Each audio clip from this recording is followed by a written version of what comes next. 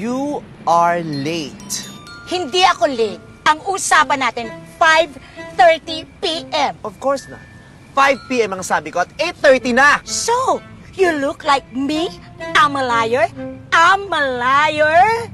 Masabi? Anong amalayo na pinagsasabi mo? Ano problema mo? Ate, you shut up.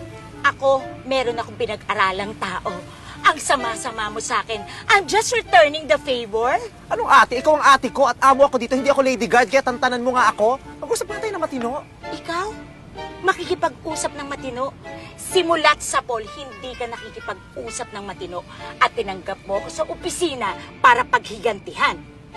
Masisisi mo ba ako matapos pagmalupitan ng pamilya mo ang pamilya ko? Iisang pamilya lang tayo. Hindi totoo yan! Nanggaling ako sa pamilya ng mga kabayo samantalang ikaw ay nanggaling sa pamilya ng mga mangga.